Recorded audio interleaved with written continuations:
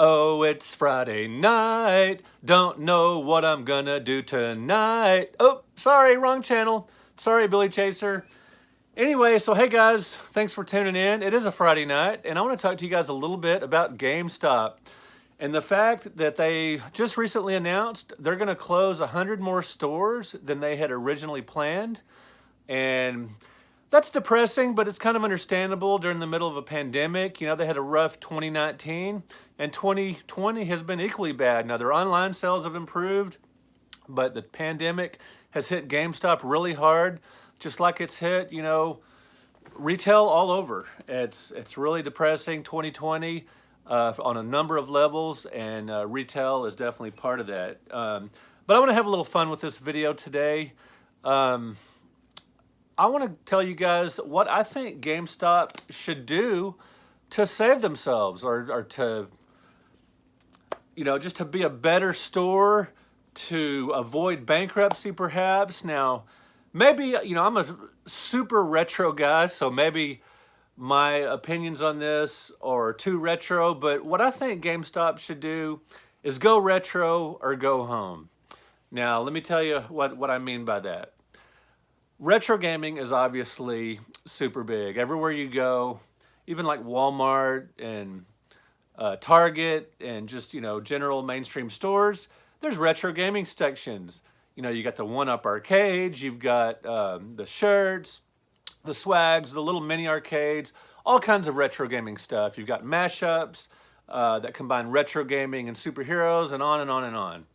I think GameStop should go retro. Now, of course, they should keep selling new stuff, duh. The new consoles coming out, the new PlayStation, the new Xbox.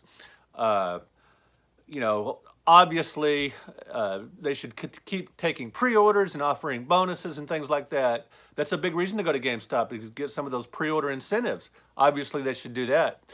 But I think they should make their stores more retro. They should just pack them from stem to stern, from floor to ceiling, with retro games for the popular consoles, like the NES, the Super NES, and the Genesis. Right now, the Nintendo 64 and GameCube are blowing up like crazy. And they shouldn't just put these types of games online. They should put them in their stores. Now, I know they've had some problems with, you know, repros and, you know, just selling, you know, fakes and forgeries and stuff, but they should definitely hire an expert. You know, all the retro games they get in, ship them, you know, that's what they've done. They ship them, clean them up, look at them and all that, but they need to hire better people at their home offices to check this stuff out, to clean it, and they need to train their store employees better to recognize, you know, have one expert at each store, and maybe even have certain hours for buying when they know that person will be in the store. Someone that can detect, you know, counterfeits and that kind of thing. So take in all these great retro games, these vintage video games, and because they could buy tons of them. Think of the buying power of GameStop. I know employees at GameStop who have many times, they'll be working there and someone will bring in a ton of NES stuff, a ton of GameCube stuff, even a ton of Atari 2600 stuff. They'll bring it in and the employee will say, I'm sorry, we can't buy that, but meet me in the parking lot after my shift and we'll check it out. And I know people that have bought carloads of stuff, tons of retro gaming stuff. So I think GameStop could fill their stores.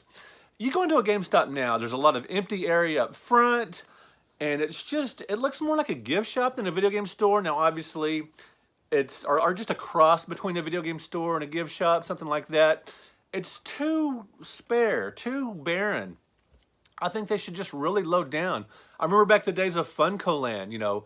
I remember going into Funcoland in the late 90s. They carried tons of NES stuff, and they had shelves all around. You know, they had Genesis from floor to ceiling. I remember just tons of box Genesis games well after, you know, up into the early 2000s when the early years of GameStop had retro games. And they had, you know, long after the Genesis was considered, you know, old hat, they had tons of Genesis games. And I think they should recreate that to some degree. Now, they don't want to get bogged down with tons and tons of common stuff and, you know, they don't want to look like a pawn shop, but they need to go retro and they need to just really load down their stores, you know, with clean, you know, they don't need a bunch of, you know, really heavily worn looking games that are torn up or, bad labels. Bring in the good stuff. Weed out the, if you buy collections, weed out the stuff that doesn't look good in your store or the stuff you have too many copies of or whatever. And just GameStop could look great, still look like a, a slick, streamlined, mainstream store and carry these old games. I think it would be awesome.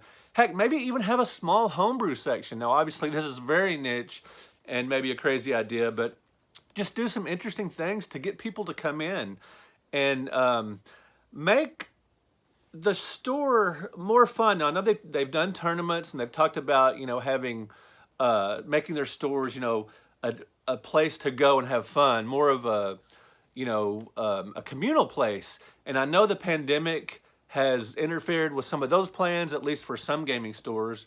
In general, I've talked to my friends that own video game stores, and a lot of their plans for this year were interrupted by the pandemic. But when all this crap is over, I think GameStop should have, have tournaments, bring those back, and make it big.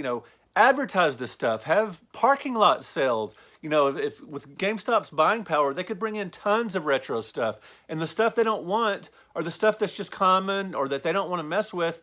Have parking lot sales, and make it special with no returns on this stuff. Just be creative, do some different things.